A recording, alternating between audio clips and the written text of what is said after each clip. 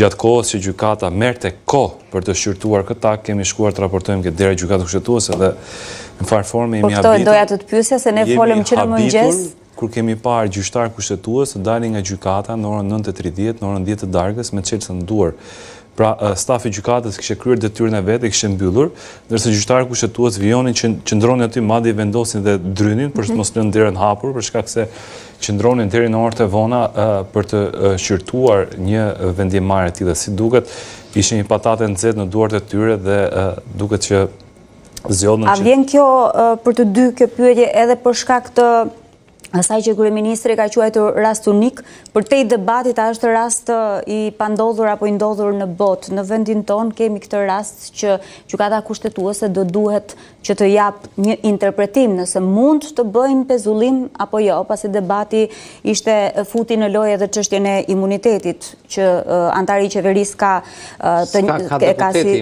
si deputeti. Ka deputeti imunitet. Pikërisht, pra mund të mos jetë një po themi kundërvënie gjykatës kushtetuese ndaj vendimarrjes së gjykatës së posaçme, por një ngërç në këtë moment, domethënë do duhet ndoshta edhe një interpretim të pezullimit. Unë jam i bindur që ata kanë vepruar drejt, domethënë i bindur jo vetë si poli, po edhe me jurist shumë të panshëm ose edhe kompetent, të cilët e lexojnë, sepse nuk është pezulluar institucioni i zëvendës kryeministres apo institucioni i ministres.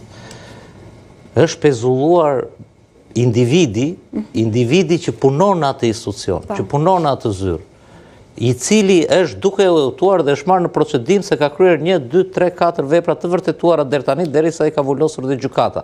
Se pastaj dënimit e këto gjërat e tjera janë në gjyqin e Shuport si masa paraprake. Dhe tani të njësosh institucionin, sepse kjo do të thotë që ti mund të vazhdosh të kryesh vepra penale në një institucion, por me qenë se ky institucion, domethënë, pas ka këtë lloj imuniteti si thua, ai mund të vazhdojë të bëjë të njëjtat gjëra. Kjo nuk qëndron në asnjë lloj republike dhe në asnjë lloj gjë. Por nga ana tjetër, kjo duhet sqaruar njëherë që të mos jetë mburoj nga politika. Qoftë edhe duke thënë, sepse SPAK-u dhe GKK-ja kanë rrugë të tjera, kanë rrugë që shkojnë, i drejtojnë parlamentit, të heqin imunitetin dhe aty pastaj mund të forcojnë edhe masat e nëse mundet gjykata kushtetuese ka zbardhur argumentin të pse ka marrë pezullimin e pezullimit të vendimit, ku thotë që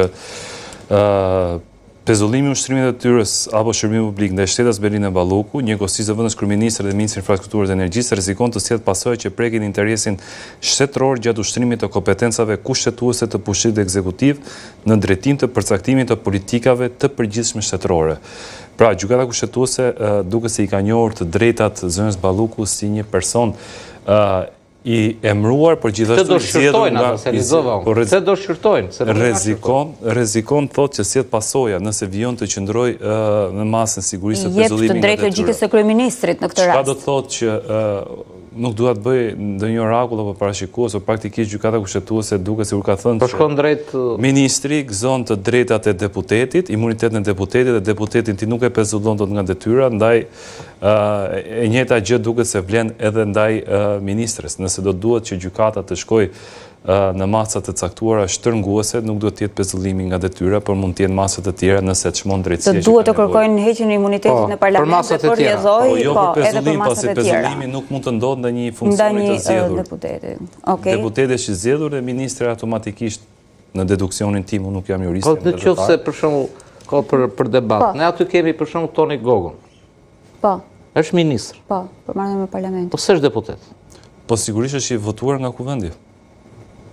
Po ata i nxjerr partia me vendos i votuar, si i votuar nga kuvendi. Tani kuvendi ka disa institucione, domethënë Endri Shabani ka imunitet. Sepse disa institucione, ne për katës flet për të zgjedhurin. Voton populli vetëm. Vetëm ata, po është i përcaktuar në kushtetutë ç'është imuniteti. Tani imuniteti i imunitetit, imunitet mbi imunitetin unë nuk e di. Megjithatë, si jam jurist. Për mendimin tim le ta çojnë deri në fund, sepse kjo tregon politikisht, unë këtë mund ta analizoj.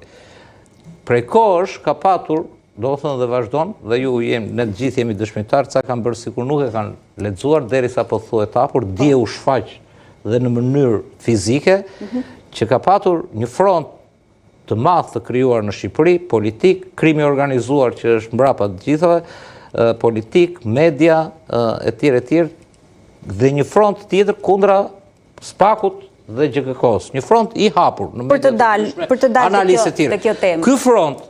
Ky front, që është logjik në kuptimin se mbron interesat e veta, është në konflikt interesi me SPAK-un edhe me GKK-n, do të thënë deri tani është luajtur si ku ka fshehta, si larg e larg. Dumani ka lëshuar disa deklarata që e ka pranuar këtë front, apo deklaratat e fundit parasitetit. Dje e pam të rreshtuar këtë alarm të kësaj betejë. Me përfaqësi diplomatike në Këshillin e Lartë të Prokurorisë për të blinduar, le të themi, ato të preferuarin e tyre.